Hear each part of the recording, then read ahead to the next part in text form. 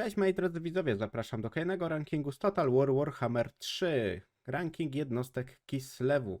Jeśli chodzi o ranking, na pewno będziemy bardziej się skupiali na tym, co możemy zrobić z tej jednostki, jak bardzo możemy ją wykorzystać, też jak szybko możemy ją zrekrutować, bo to jest też bardzo ważne, jeśli chodzi o taki ranking. Nie będziemy się skupiać tylko na samych statystykach, statystyki to będzie raczej taki dodatek, więc postaram się też wytłumaczyć każdą jakby tą jednostkę, którą mamy tutaj przed sobą, co może na przykład ona osiągnąć, co może faktycznie zrobić. Jeśli chodzi też o rekrutację, czy możemy późno ją zrekrutować, czy warto ich rekrutować dużo, czy mało i całe po prostu zastosowanie każdej jednostki, więc zaczynajmy moi drodzy. Pierwszą jednostką to mamy tak naprawdę Kiślewiccy Wojownicy. To jest ta nowa postać, która jest tak naprawdę dodana po update'cie. Wydaje mi się, że ta jednostka jest ogólnie bardzo dobra. Ja bym ją wrzucił osobiście nawet do jednostki dobrej. Z prostego względu, jeśli chodzi o tą jednostkę, otrzymaliśmy ją po najnowszym update'cie. Jej statystyki są dosyć dobre, możemy ją rekrutować już na samym początku. Kislev mógł wcześniej rekrutować tak naprawdę tylko 2 rodzaje strzelców na samym początku, nie miał jakby innych jednostek.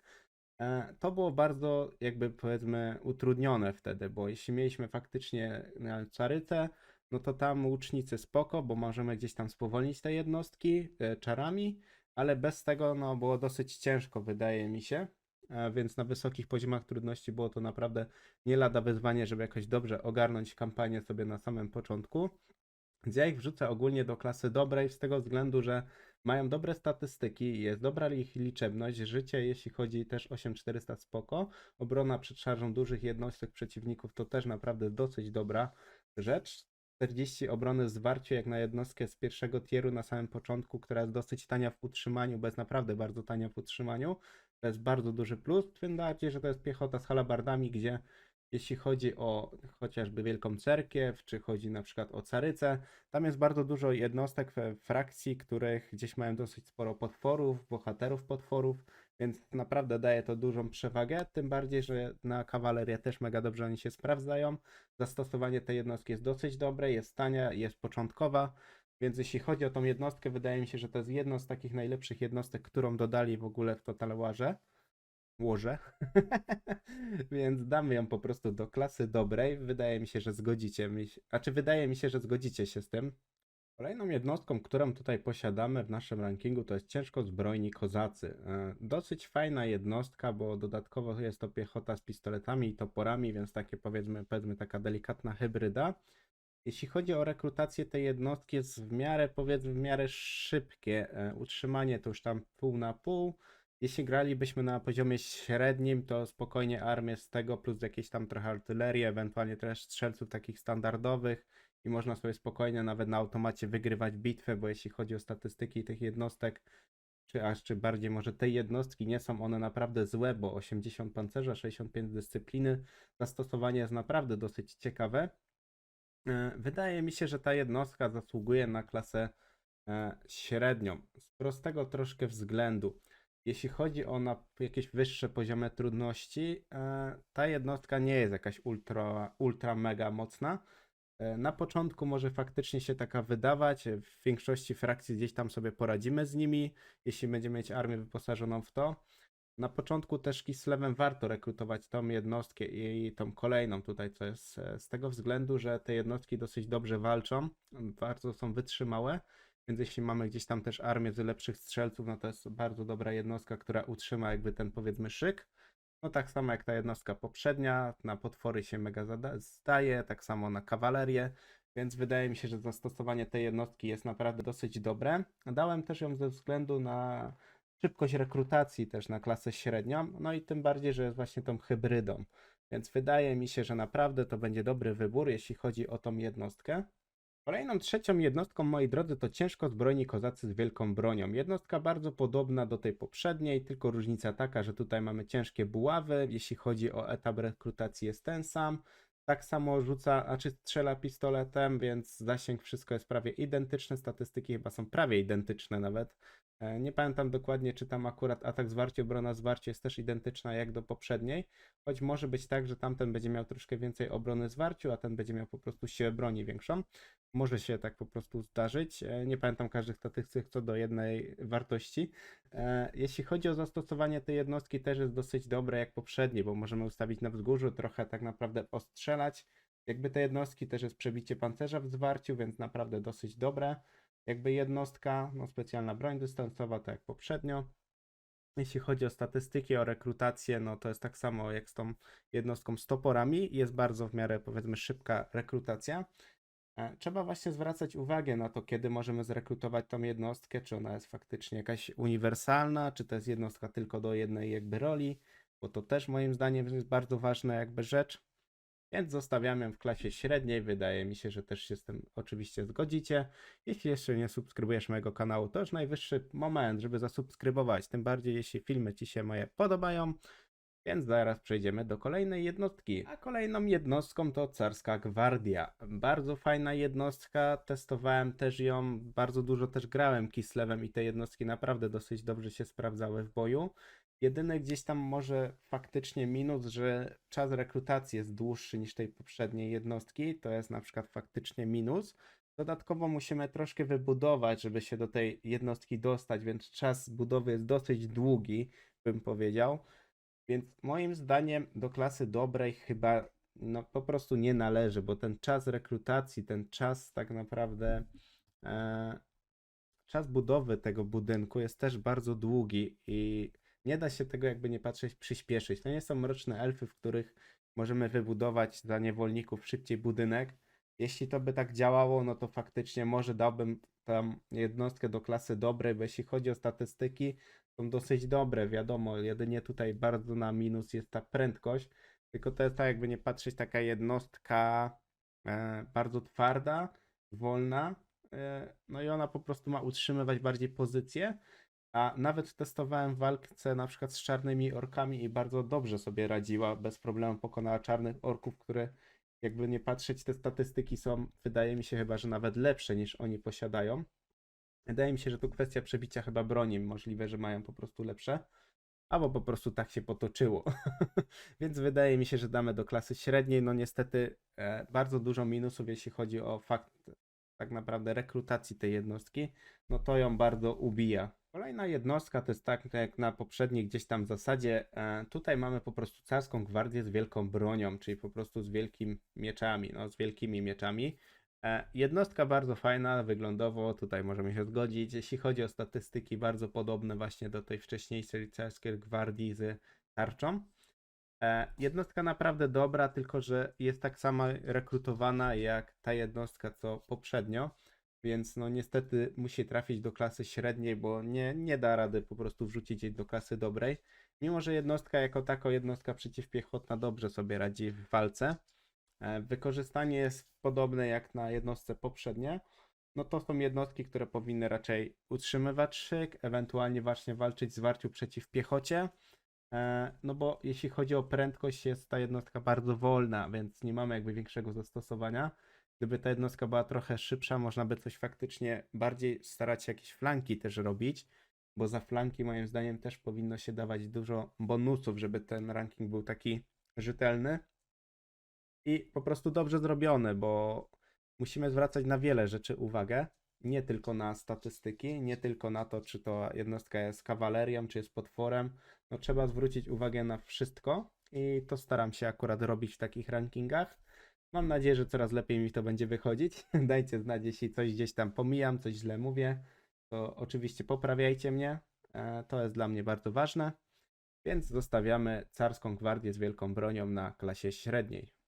Kolejną jednostką to już zaczyna się tak naprawdę troszkę kawalerii. Kosowiccy derwisze. Jak dla mnie to jest najgorsza jednostka Kislewu ever. No po prostu czysty szajs. Jeśli chodzi o prędkość, spoko, że 92, tylko tak naprawdę nic nie posiadają poza prędkością.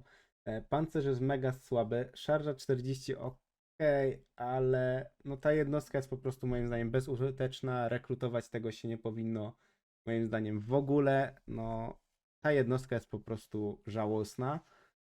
Ona nawet nie zdąży tak naprawdę dojechać do łuczników, a oni już po prostu zdążą ich zastrzelić, a posiadają 92 prędkości. Przetestowałem nawet niedawno tą jednostkę w walce, no to po prostu się do niczego nie nadaje. Nawet nie może to za bardzo powstrzymać łuczników, ale tam gdzie walczymy na samym początku jeszcze Kislewem, no ta jednostka jest po prostu całkowicie bezużyteczna. Ja nie wiem, kto to rekrutuje, kto tym gra, ale wydaje mi się, że no nie.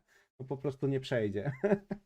Dajcie znać też, co myślicie o tej jednostce, bo jestem mega ciekawy. Może faktycznie, ja nie wiem, nie potrafię tą jednostką grać, że ona jest na przykład, nie wiem, super, nie wiem, że do klasy średniej się nadaje, ale moim zdaniem ona się nie nadaje do niczego. Nie wiem, czy nawet do najgorsze by ją wrzucić. Musiałbym dorobić chyba dodatkową klasę i ją po prostu wyrzucić. Kolejna jednostka to husarze. Osobiście mega fajnie mi się gra tą jednostką. Jest ona naprawdę, da się ją wykorzystać. Premia szarży 70, to robi też robotę. 84 prędkości też nie jest najgorsze. Jest to jednostka też przeciwpiechotna i faktycznie testowałem ją, jak wychodzi na tle na przykład innej jakby kawalerii z Kislewu. I moim zdaniem wychodzi nawet nie najgorzej, ale osobiście jakoś nie widzę potencjału w tej jednostce. Zdarzyło mi się tak, że ona bardzo szybko zaczęła się sypać w tym boju i no wyglądało to trochę kiepskawo. Zdążyłem gdzieś się tam wylevelować na jakąś lepszą jakby pozycję, ale no niestety nie widzę jako za specjalnie szału w tej jednostce. Nie ma ona jakichś takich specjalnych umiejętności, nie wiadomo czego, żeby ta jednostka faktycznie była jakaś turbo ultra mocna. Sama też rekrutacja jest trochę na późniejszym etapie, nie da się jej jakby zrekrutować na samym początku, więc to też jest znacznie na minus. Też oczywiście do tej jednostki nie posiadamy, wydaje mi się, z tego co zauważyłem, jakichś specjalnych bonusów, jeśli chodzi o Kislev, więc ta jednostka jest po prostu na uboczu, jest, bo ładnie wygląda, faktycznie ładnie wygląda. No ja osobiście za specjalnie nie rekrutowałbym tej jednostki w szeregi Kislevu, bo moim zdaniem Kislewem się gra troszkę inaczej. Kawaleria to po prostu, jeśli będziemy omawiać już końcową kawalerię, to jeszcze wam trochę tam dopowiem odnośnie kawalerii i wydaje mi się, że też się z tym oczywiście zgodzicie. Kolejna jednostka kawalerii Legion Gryfa. Jeśli zerkniemy sobie na pierwszy rzut oka na statystyki, faktycznie jest dosyć dobrze. Jedynie co, nie wiem dlaczego prędkości nie ma za specjalnie więcej. Co mogę o tej jednostce powiedzieć? Na pewno mogę powiedzieć o tej jednostce, że nie jest najgorsza. Do najgorszego sortu na pewno bym jej nie wrzucił, jeśli chodzi o kawalerię Kislewu. Do najlepszej oczywiście też nie, tam daleko jej po prostu brakuje. Dużym plusem na pewno jest to, że jeśli zajmiemy miasto na przykład Pragi, mamy tam specjalny budynek dla nich, co skraca, jak dobrze pamiętam, werbunek, utrzymanie, dodaje chyba jakieś bonusy tym jednostkom, więc to jest na przykład dosyć spoko rozwiązanie, więc możemy jakby tą jednostką gdzieś się tam bardziej wspomagać. Ja osobiście wrzuciłbym jej do klasy średniej, bo do złej wydaje mi się, że do husarów średnio by to się wyglądało, źle by to po prostu wyglądało. Ta jednostka jest w miarę użyteczna. Można naprawdę trochę tą jednostką zwojować, tym bardziej, że ta jednostka jest dosyć twarda. Jedynie co dałbym ją do dobrej, jeśli by posiadała co najmniej z 90 prędkości. Wydaje mi się, że to jest takie minimum do takiej dosyć dobrej kawalerii. Akurat przy Kislewie, no taka dobra kawaleria mogłaby się naprawdę przydać. Więc dajmy ją po prostu do klasy średniej. Dużo co mówić o niej chyba nie ma nawet co. Jednostka nie najgorsza, ale osobiście do szeregów raczej dużo bym ich nie brał. Ewentualnie jedną, dwie jednostek, jeśli gdzieś mamy taką właśnie styl gry, że będziemy bardzo atakować, nie wiem, artylerię, strzelców, to do tego się nada. Jest to niby jednostka przeciwpiechotna, ale większość piechoty sobie poradzi z tą kawalerią, więc tutaj bym się akurat z tą, czy to jest jednostka przeciwpiechotna, osobiście nie zgodził. Możecie też dać znać, czy dużo więcej testowaliście tą jednostkę, może są jakieś mega taktyki na tą jednostkę. No dla mnie osobiście ta jednostka kawalerii, no znam dużo więcej jednostek kawalerii, które faktycznie są dużo mocniejsze, więc ciekawi mnie też ranking, jak będziemy robić samą kawalerię, to będzie mega frajda. Nie mogę się już nawet tego doczekać, ale musimy przejść po kolei te rankingi, żeby to miało jakieś ręce i nogi, więc dajcie mi też znać. Ale jak na razie zostawiamy w klasie średniej. Kolejna jednostka jest znakomita, są to jeźdźcy niedźwiedzi. Moim zdaniem mega potężna jednostka i wydaje mi się, że jaka pierwsza trafi akurat do topki tej najlepszej. Z tego względu, że po pierwsze pancerz dosyć dobry, przebicie pancerza super, skuteczność przeciw dużym jednostkom naprawdę robi robotę. Grałem bardzo dużo tymi jednostkami i one po prostu i na automacie, i w normalnej praktyce bardzo dobrze wychodzą. Wiadomo, że jeśli chodzi o automat, musimy zwrócić uwagę na to, że pamiętajmy, że ich jest w jednostce 16, więc na automacie możemy bardzo dużo tych jednostek tracić, potem jest w późniejszym czasie ciężko ich zregenerować, więc na to warto zwrócić uwagę. Tych jednostek osobiście można by mieć dosyć sporo w armii. Można by nawet zrobić armię z tego, ewentualnie z jakiejś artylerii, paru strzelców, tam lodowej gwardii i ta armia będzie mega potężna. Po prostu nawet nie do pokonania 1 na 1. No trzeba by się naprawdę bardzo tutaj pochylić, postarać, żeby te jednostki zniszczyć. Więc moim zdaniem zdecydowanie do najlepszej ona zasługuje na to miejsce. No i będzie jako pierwszy na tym miejscu w moim rankingu. I moi drodzy, czas na Śnieżną Panterkę. Jeśli chodzi o tą jednostkę, osobiście ostatnio się dosyć fajnie ją bawiłem. Miałem tą jednostkę za taką w sumie jedną z najgorszych jednostek. Ale co mogę o tej jednostce powiedzieć? No, pancerz życie to jest jak na pierwszy rzut oka dramat. Czas rekrutacji w miarę powiedzmy szybko można tą jednostkę zrekrutować. Prędkość 100 to jest naprawdę fajne. Atak zwarciu ok, obrona zwarciu fajnie, premia do szarży ok. Jednostka, która dosyć dobrze radzi sobie na pewno ze strzelcami. Skuteczność przeciw dużym wrogom, no ja osobiście tego nie widzę. Tym bardziej, że większość dużych wrogów posiada bardzo dobry pancerz. To wiadomo, że ta jednostka ma przebicie pancerza, ale sama wytrzymałość tej jednostki, sam pancerz tej jednostki jest dosyć kiepski. Ja osobiście dałbym ją raczej do klasy złej. Nie rekrutowałbym tej jednostki. Ja tą jednostką grałem tylko z tego względu, że tą jednostkę miałem na początku, więc wtedy gdzieś widziałem użyteczność. Na samym początku faktycznie te niektóre jednostki tam dosyć dobrze sobie dawała radę, ale tą jednostkę jest bardzo szybko załatwić można, więc no po prostu nie. No duża szybkość, duża prędkość tak naprawdę i ta siła broni powiedzmy, że daje nam tą klasą złą. To najgorsze, jeśli by faktycznie miało dużo mniej prędkości, no to ta jednostka jest już całkowicie bezużyteczna, ale da się coś tą jednostką ograć, trzeba dużo tą jednostką na pewno pobiegać. No odporność fizyczna 20% dodatkowo też jest dosyć dobrym jakby atutem tej jednostki. Gdyby ta jednostka chociaż miała, nie wiem, z 5-6 tysięcy życia, to już by była całkiem inna rozmowa, ale no niestety tak bywa. Kolejną jednostką to już mamy wielką bestię, czyhający w puszczy. Bardzo fajna jednostka, można naprawdę dużo tą jednostką osiągnąć. Siła broni jest mega fajna. Brak kary w lesie, więc to też jest duży plus. Jednostka przeciwpiechotna, naprawdę to jest bardzo dobra jednostka przeciwpiechotna, bo jeśli nawet rzuciłem ich na czarnych orków, zdecydowanie sobie w miarę z nimi poradzili. No wiadomo, tę jednostkę raczej się rzuca na taką słabszą piechotę. Super też by na pewno niszczyli jednostki właśnie strzelców. 70 prędkości to jest dosyć dużo.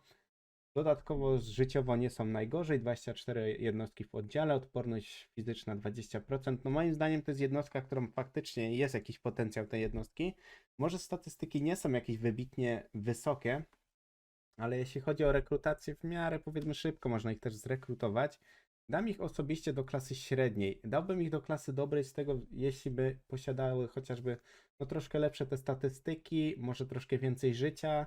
No jest to jednostka jakby niby dwutierowa, druga tierowa, więc to też nie jest jakby taki powiedzmy wysoki tier. Może też dlatego te statystyki są trochę gorsze. Też bym dał ją może wtedy, gdyby faktycznie tej prędkości miała jeszcze zdecydowanie więcej.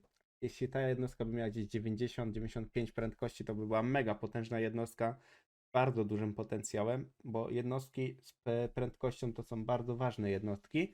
Jeśli walczymy w większości z nie automatu, tylko po prostu zwykłych walkach, tym bardziej gdy walczymy na przykład na strzelców, na artylerię, to bardzo łatwo można wtedy zablokować taką jednostką, a skoro ta jednostka jest bardzo dobra, dosyć dużo damage'u zadaje, czyli obrażeń, to jest po prostu przydatną zdecydowanie jednostką.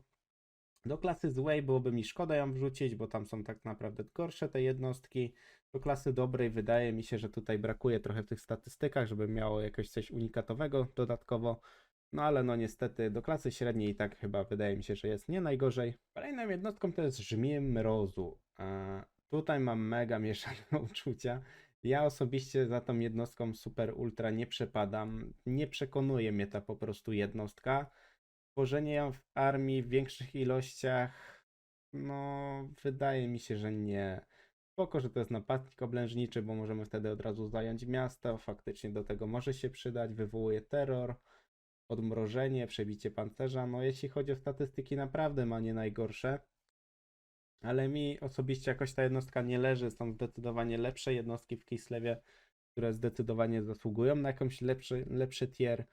E, Wydaje mi się, że ja dałbym, jeśli chodzi o tego żmija potwora, dałbym go po prostu do klasy średniej. Nie jest to moja osobiście ulubiona jednostka i tu już nie chodzi o kwestię wyglądu czy czegoś, kwestia zastosowania. Ja osobiście mega większego zastosowania dla tej jednostki nie widzę. Możecie dać znać, co o tej jednostce sądzicie, bo to jest taka dosyć ciekawa jednostka mimo wszystko, więc może akurat ja po prostu nie widzę jakoś większego zastosowania robienia jakby armii z tej jednostki, ale moim zdaniem nie jest to dosyć dobra jednostka. Ona też jest, jak dobrze pamiętam, troszkę na późniejszym etapie do rekrutacji, więc to też pewnie daje jej minus i pewnie czas rekrutacji też jest dłuższy. Na pewno nie jedna tura, tak mi się wydaje. Choć coś mam takie wrażenie, że kiedyś było, że jedna tura. Kolejna jednostka to jest jednostka, którą możemy spotkać w wielu frakcjach. Jest to uosobienie żywiołu bestii. Moim zdaniem mega fajna jednostka. Osobiście dam ją do klasy dobrej, do najlepszej, może nie.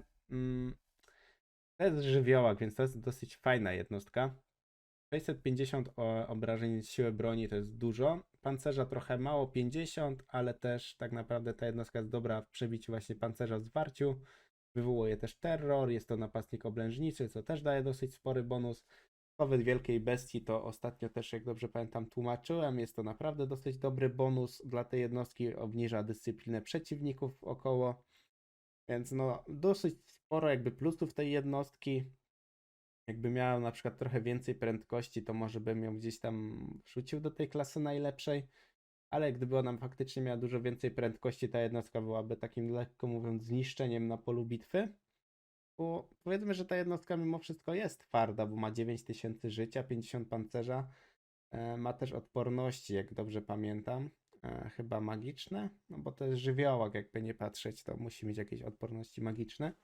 Więc no też ma ataki magiczne, to też daje dosyć sporo, bo jednak magiczne ataki, podpalające ataki są dużo lepsze niż standardowe ataki, bo niektóre jednostki mają gdzieś mniejsze na przykład odporności na to. Więc tutaj wydaje mi się, że 100% się zgodzicie ze mną, że ta jednostka jest dobra, na pewno nie jest średnia, zła, najgorsza, ale do najlepszych zdecydowanie też nie należy. Kolejną jednostką mamy kolejnego, ostatniego, prawie tutaj, no ostatniego nawet potwora. Jest to niedźwiedź żywiołów. Powiem tak, jeśli chodzi o jego statystyki, są naprawdę przyzwoite. Jeśli chodzi o czas, kiedy go możemy rekrutować, tu już jest trochę śliski temat, jest to niestety dosyć późno, więc do najlepszej jednostki zdecydowanie nie dam tego żywiołaka, raczej tego niedźwiedzia. Nie podoba mi się ogólnie jako tako ta jednostka. Jak osobiście miałem w armii, nie widziałem mega jakiegoś ultra wysokiego potencjału, ale też nie była najgorsza. No też ma tchnienie żywiołu dosyć dobrą umiejętność. Jest to też jakby nie patrzeć żywiołak.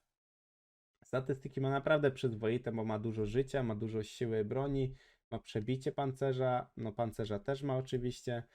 Dużym plusem na pewno jest ta niezłomność, więc jeśli chodzi o same te statystyki, te niezłomności, umiejętności, jakie posiada ta jednostka, no nie może ona na pewno zdecydowanie trafić do klasy średniej, więc damy ją do klasy dobrej, do żywiołaka, uosobienia żywiołów. No te jednostki są bardzo do siebie zbliżone, bym powiedział. Tamta może ma trochę więcej obrażeń, zdejmuje dyscyplinę, ten znowu ma niezłomność, ma na przykład znowu więcej pancerza, 1500 prawie więcej życia. No różnice są dosyć spore. Jedynie co, no tamta jednostka wcześniej ma dużo więcej tej prędkości, to dużo daje różnicy, bo można manewrować jednostką, a manewrowanie potworem jest moim zdaniem bardzo ważne. A potwory, które są wolne, dużo gdzieś tam tracą w tej walce. I jak tą jednostkę otoczą, no to ona już faktycznie nawet nie wyjdzie z tej walki, więc też znowu jest łatwiej ją złapać, wykończyć. No zdecydowanie damy ją po prostu do klasy dobrej, to będzie wydaje mi się bardzo uczciwe dla tej jednostki. Kolejną jednostką to są kozacy. Moim zdaniem bardzo dobra jednostka. Może nie jakaś ultra taka najlepsza, ale możemy też ją rekrutować na samym początku, co jest ważne. Bardzo dobrze ta jednostka się właśnie sprawdza na potworach, na pewno, no w sumie potwory, no bo łucznicy w większości najlepiej gdzieś tam sprawdzają się na potworach. No duży plus, tak jak mówiłem na początku, jest rekrutacja na samym początku tej jednostki.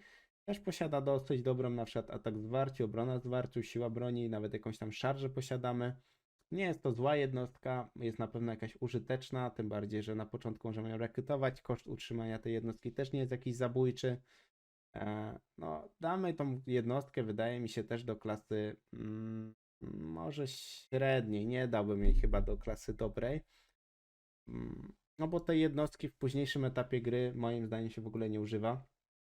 Ta jednostka jest całkowicie zastąpiona, więc do klasy dobrej wydaje mi się, że nie. Bo jeśli chodzi o klasę dobrą, no tą jednostkę, którą tutaj mamy, jest bardzo tania, bardzo szybko też do rekrutacji, ale ma trochę lepsze wartości w późniejszym etapie gry niż na przykład ten łucznik, ten kozak. Więc moim zdaniem damy po prostu ją tutaj. Kolejna jednostka to kozacy z włóczniami. Bardzo podobna jednostka do poprzedniej. Jedyną dużą różnicą jest taka, że oni posiadają jakby miotającymi włóczniami. Dziwi mnie trochę to, że mają obronę przed szarżą dużych przeciwników jednostek, a posiadają na przykład bardzo mało ataków w zwarciu, nie posiadają premii do szarży. No jest to jednostka, wydaje mi się, bardzo słaba. Ja osobiście tej jednostki za specjalnie nie rekrutowałem, bo jakoś nie widziałem potencjału w tej jednostce.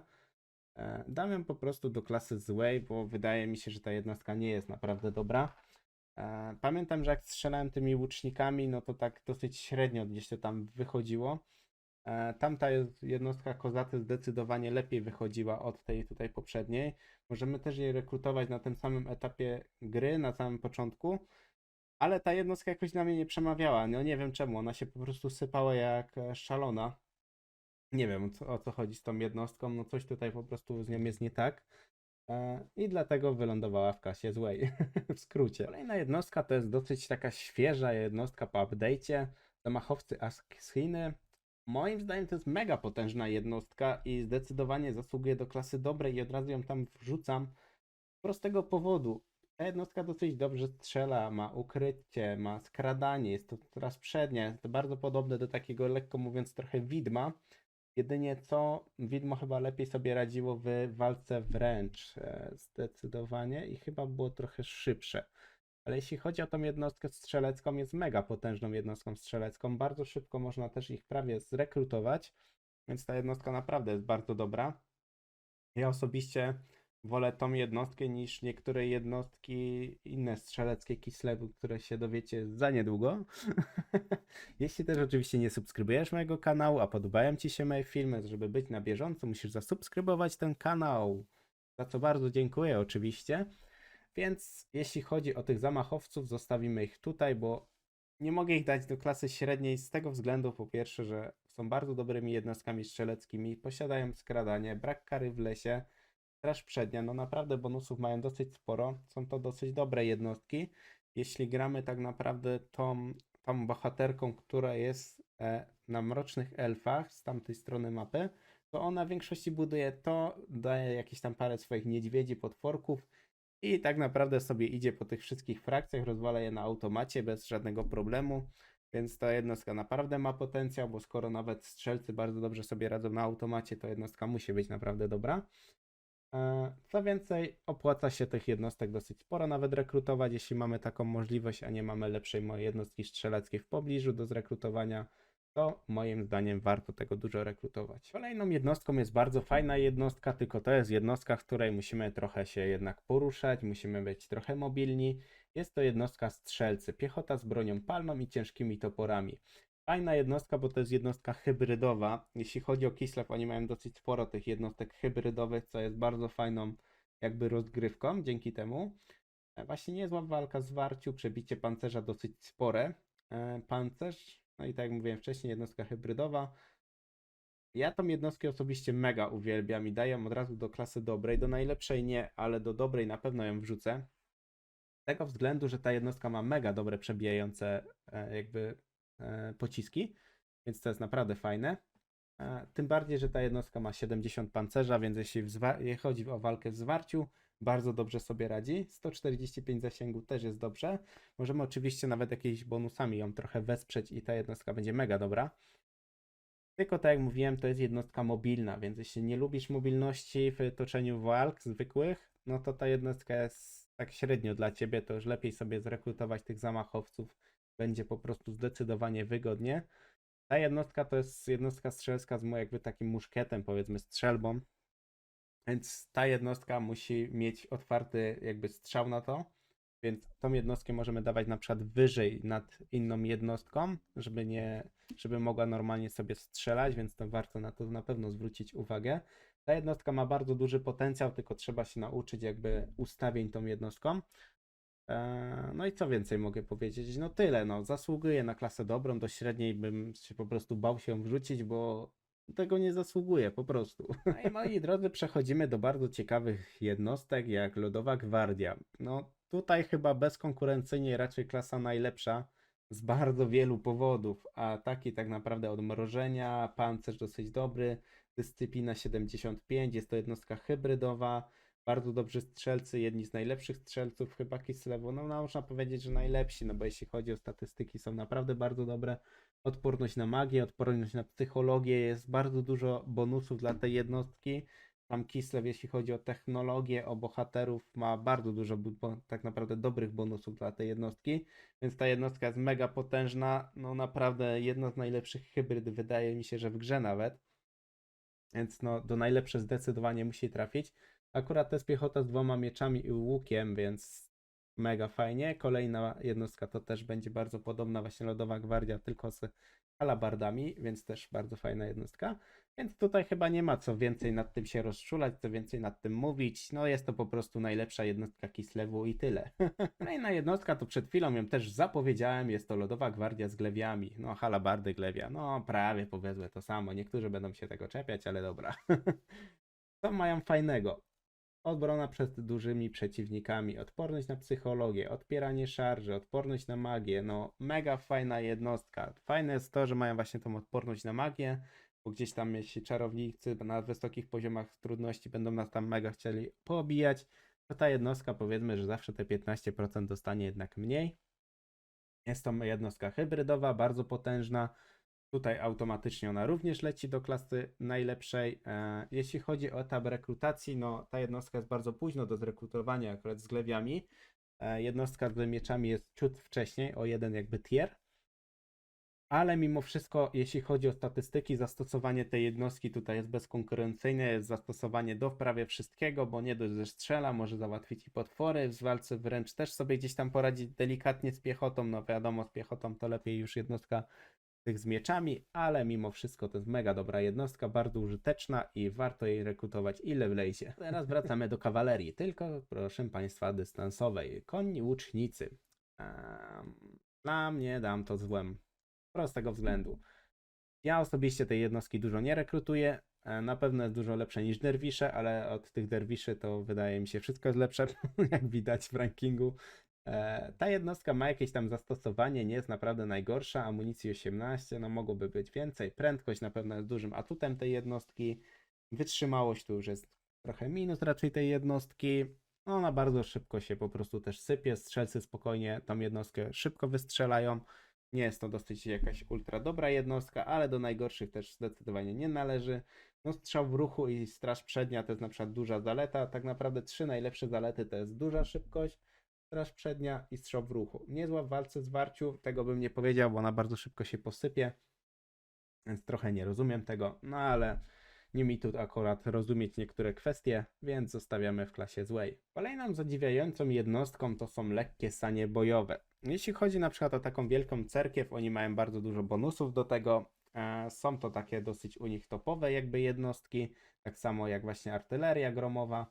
Mały grom, to śmiesznie się nazywa. Jeśli chodzi o sanie bojowe, mam trochę zagwozdkę, bo osobiście dałbym ją do klasy najlepszej albo dobrej, ale jak ja osobiście nimi grałem, bardzo szybko ich ubijali. No mają 50 pancerza, wiadomo, nie jest to nie wiadomo dużo, ale też nie jest to zdecydowanie mało, jeśli chodzi o stopień rekrutacji tej jednostki. Nie jest on jakiś wybitnie późny, więc dosyć szybko możemy w miarę zrekrutować tą jednostkę. Też nie jest, wydaje mi się, jakaś ultra droga w utrzymaniu. Statystyki ma bardzo fajne, ma też bardzo mocne przebijanie pancerza, co jest fajne. No siła pocisków 34, no mamy 4 jednostki w użyciu, więc dosyć dobre jednostki, żeby na przykład, wydaje mi się, obijać bohatera. Jeśli byśmy zrobili więcej takich jednostek, można dużo tutaj poszaleć, bo prędkości mają 75. Jest to dużo, niedużo, ale na pewno dosyć sporo, bo jeśli taka jednostka by miała 55 prędkości, no to tutaj zdecydowanie mogłoby być po prostu gorzej. A tak możemy nie dość, że sobie latać na przykład obijać strzelców, obijać bohatera, obijać piechotę. No większość jednostek nas po prostu nie dogoni. Ze strzelcami też różnie bywa, bo niektórzy mają po prostu krótszy zasięg, więc ta jednostka jest ciekawa. Ja osobiście dam ich po prostu do dobrej. Mogę dostać za to bęcki, ale ja osobiście bym się nie chciał bawić aż tyle taką jednostką. Z wielu powodów. Gdyby ta jednostka miała trochę większą liczebność, na przykład 8, fajnie.